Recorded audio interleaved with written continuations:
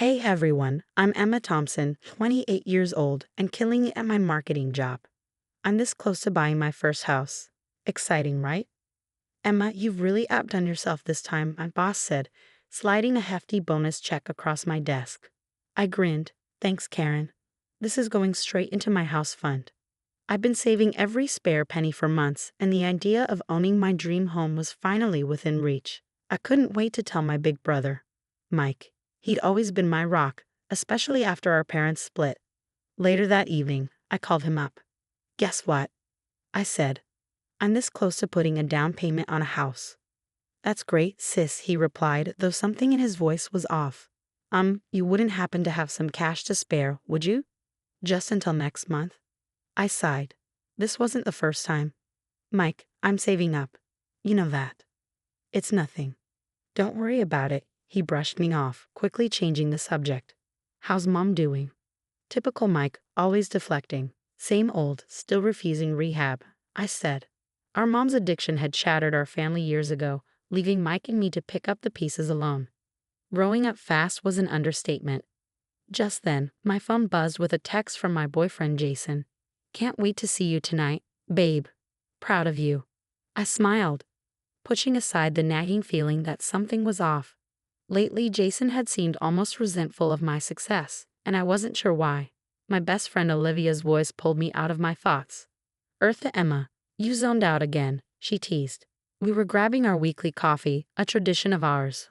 Olivia worked at a local bank and had been helping me navigate the mortgage application process. Just thinking about Mike, he asked for money again. Olivia frowned. Emma, I love you, but you've got to stop enabling him. Focus on yourself for once. I nodded, but deep down, I knew I'd probably end up helping him anyway. He was family, after all. As I walked home that evening, I couldn't shake the feeling that something big was about to happen. Another text buzzed from Jason. Running late, don't wait up.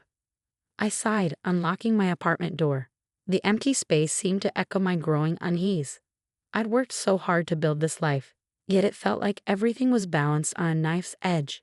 Little did I know my world was about to unravel in ways I couldn't imagine. The next morning, I walked into the bank, heart pounding. This was it, the day I'd apply for my mortgage pre-approval. Olivia greeted me with a smile, but her face fell as she looked at her computer screen. Emma, there's a problem. My stomach dropped. What do you mean? Your application's been denied. There's a large unpaid loan in your name. I felt like I'd been punched in the gut. That's impossible. I've never taken out a big loan. Olivia's fingers flew over the keyboard. It says here, Emma, this loan was taken out using your social security number. My mind raced. Who could have? No, it couldn't be. I immediately called Mike. Did you use my social security number for a loan? What? No, of course not, he scoffed, but I could hear the hesitation in his voice. Don't lie to me, Mike. I can't get approved for a mortgage because of an unpaid loan in my name. There was a long pause. Emma, I didn't mean for this to happen. I was in trouble. I needed the money. I hung up, my hands shaking, memories flooding back. Mike borrowing from my piggy banks as a kid, asking me to cover for him when he'd stolen from Mom's purse. It was always the same story, the same promises. Desperate for support, I called my mom. Mom, Mike stole my identity. He ruined my credit. Oh, Emma, Mom sighed. I'm sure he didn't mean to. You know how hard things have been for him. Can't you just help him out this once? I couldn't believe what I was hearing. Help him out? Mom, he committed fraud. He stole from me. Don't be so selfish, Emma. He's your brother. She dismissed me, and I hung up, feeling more alone than ever. Just then, Jason walked in. Hey, babe. Why the long face? I told him everything, hoping for some comfort. Instead, his response sent a chill down my spine. Well, what did you expect? You're always talking about how great your family is. Maybe if you weren't so naive. Naive. I repeated, stunned. Jason, I trusted my brother. He shrugged. Yeah, and look where that got you. Face it, Emma, you brought this on yourself. In that moment, I saw him clearly for the first time. All the subtle put-downs, the jealousy over my success. It all clicked into place. Calmly, I stood up. Get out. What? I said get out, we're done. As the door closed behind him, I sank to the floor. My brother had stolen my identity. My mom had sided with him. And now my boyfriend had shown his true colors. In a single day, my whole world had crumbled. I called Olivia, my voice thick with tears. "Liv, I don't know what to do." "I'm coming over," she said without hesitation. "We'll figure this out together." As I waited, I stared around my apartment. I'd worked so hard for this life, for the dream of owning my own home. And now it felt like it was slipping through my fingers. But underneath the hurt, something new was stirring. Anger. Determination. They thought I was naive, selfish. Well, they were about to learn just how wrong they were. I was done letting toxic people control my life. Little did they know, this betrayal wasn't the end of my story, it was just the beginning. I decided to dig into Mike's actions, hiring a private investigator. A week later, the PI called. "You won't believe what I found," he said. "Your brother's been running scams all over town. He's got at least a dozen victims." I felt sick. How deep does this go? Deep enough to put him away for a long time. Just then, my phone buzzed. It was Alex, an old friend from college I hadn't spoken to in years. "Emma, I heard you're having some trouble. I work in cybersecurity now. Maybe I can help." It felt like a lifeline. We met for coffee, and I spilled everything. Alex listened, then nodded. "This is rough, but listen, I can help you gather evidence. We'll nail these guys to the wall." For the first time in weeks, I felt a glimmer of hope. Back at work, I must have looked like a mess because Karen, my boss, called me into her office. "Emma, what's going on? You're one of my best, but lately." I didn't even know what came over me, but I told her everything. Instead of firing me, she said, "Emma, I had no idea. Take whatever time you need. I've got your back." Meanwhile, Olivia had been doing some digging of her own. You're not going to believe this," she said one day. "Jason, he's been embezzling from his company. I found suspicious transfers while reviewing accounts." I laughed bitterly. Of course he has.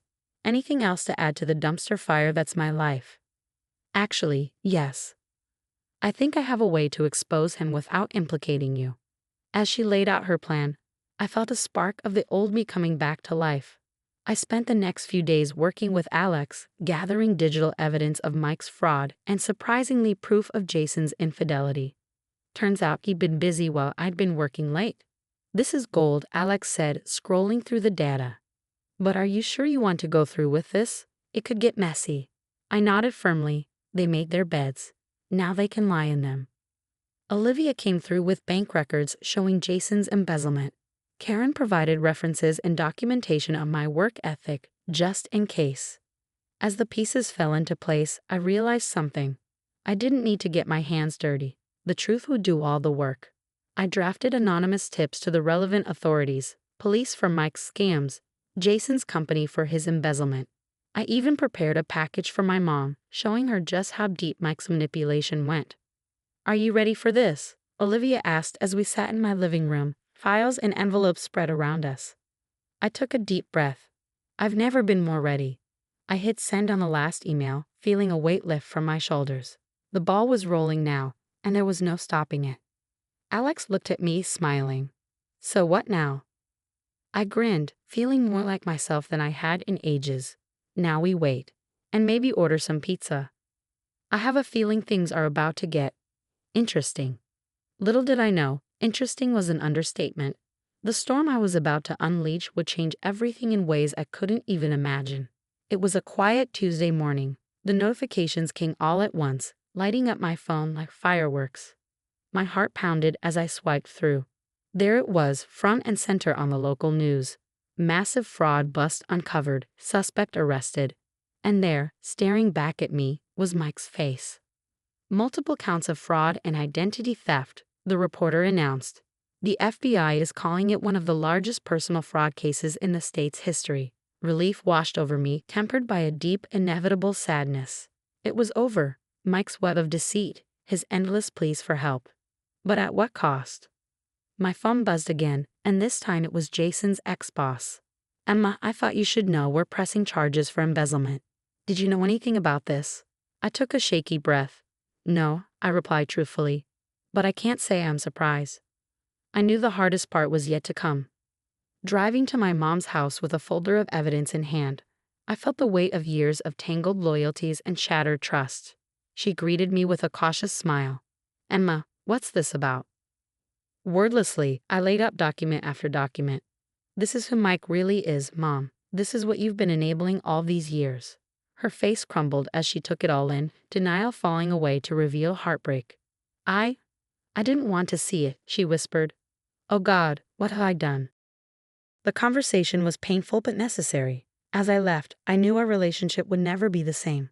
But perhaps, in its brokenness, it could become something healthier, grounded in truth rather than illusions. With Mike's arrest, clearing my credit finally became possible. Alex and Olivia guided me through every step of the legal maze.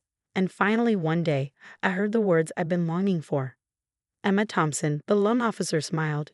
Your mortgage application has been approved. Relief and joy swept over me. I could have cried right there in the bank.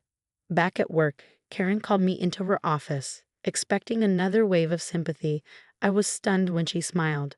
Emma, I've been so impressed by how you handled all this. How would you feel about heading up our new marketing division? I blinked. Karen, yes. Absolutely, yes. The day I moved into my new house felt surreal. Olivia, Alex, and Karen came by to help unpack and toast the new place with takeout and cheap champagne. To new beginnings, Olivia cheered, her glass raised high. Looking around at them, my chosen family, I felt an overwhelming surge of gratitude. They'd stood by me through every dark moment, every doubt. I couldn't have done this without you, I managed, voice thick. To Emma, Alex grinned, the strongest person we know. When they left, I lingered in my new home, feeling the quiet settle around me. The past few months had been a relentless storm, ripping apart illusions and shedding light on hard truths. I'd lost my brother to his own choices, seen my mother forced to face reality, and ended things with a man who didn't truly value me. But I'd also discovered a strength I never knew I had, learned that family sometimes isn't about blood, and found friendships that grounded me when everything else fell away. As I hung a photo of Olivia, Alex, Karen, and me from the housewarming, a deep sense of peace filled me. This was my new beginning, hard-won, and all the sweeter for it. I'd fought my battles and emerged not just intact, but stronger. To anyone facing toxic relationships and tough choices, remember, you're stronger than you think. Don't let anyone dim your light. Your happy ending is out there, and it's worth fighting for. Take it from me, I'm living proof. And if you were in my shoes, would you have exposed your brother's crimes, knowing it might shatter your family? Or would you have protected him, even if it meant sacrificing your own future?